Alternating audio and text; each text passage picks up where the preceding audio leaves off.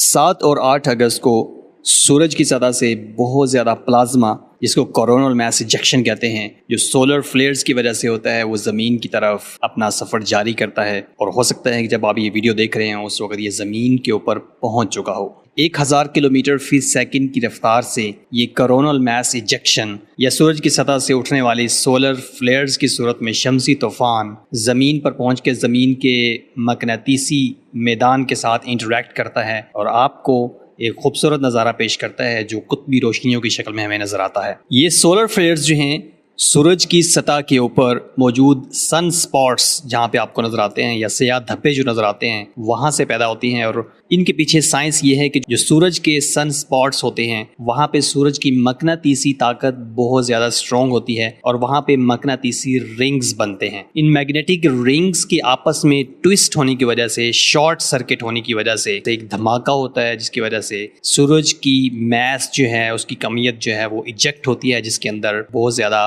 Radio active charged particles ہوتے ہیں جو ہزاروں کلومیٹر فی سیکنڈ کی رفتار سے سولر سسٹم کے سیاروں کی طرف اپنا سفر جاری کرتے ہیں، اور جیسے ہی وہ زمین کے پاس، زمین کے مقناطیسی میدان میں پہنچتے ہیں تو یہاں پہ بہت ساری چیزیں آپ کو ہوتی ہوئی نظر آتی ہیں۔ سولر فلیئرز جو ہیں وہ بیسیکلی 5 ٹائپ کی ہوتی ہیں، A B C M اور X۔ یوزلی B سے لے کے X تک ان کو میئر کیا جاتا ہے۔ A اور B کلاس بہت کم انٹینسٹی کی ہوتی ہیں، اور جو زیادہ کنسرن کی بات ہوتی ہے وہ M کلاس اور X کلاس ہوتی ہیں۔ اب X کلاس جو ہے وہ M کلاس سے 10 گنا زیادہ انٹینسٹی رکھتی ہیں، اور M کلاس کی اسی طرح 10 گنا C کلاس سے زیادہ ہوتی ہے۔ اسی طرح X کلاس C کلاس سے 100 گنا زیادہ انٹینسٹی رکھتی ہے۔ تو 7 اگست کو X کلاس کی ایک سولر فلیئر زمین کی طرف سفر جاری کرتی ہے، اور پاسبلی 9 یا 10 اگست کو پہنچ چکی ہے۔ اس کے بعد 8 اگست اور 9 اگست کو بھی سورج کا جو سن سپاٹ ہے، سورج کے اوپر اس وقت ایکٹیو ریجن جو سب سے زیادہ ایکٹیو ہے AR3777، یہ ایک ایسا ایکٹیو ریجن ہے جو اس وقت سولر فلیئرز جو ہے وہ پیدا کر رہا ہے، اور اس کا رخ زمین کی طرف ہے۔ اس سے نکلنے والے جتنی بھی سولر فلیئرز ہیں وہ اس وقت کی سب سے زیادہ جو اسٹرانگ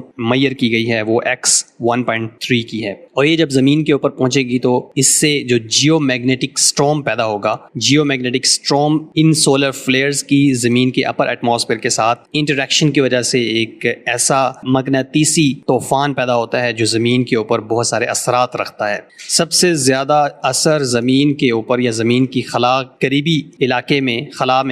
علاقے میں آسٹروناٹس کو جو اس وقت انٹرنیشنل اسپیس اسٹیشن میں ہیں ان کو ڈائریکٹ اس کا اثر ہو سکتا ہے، کیونکہ وہ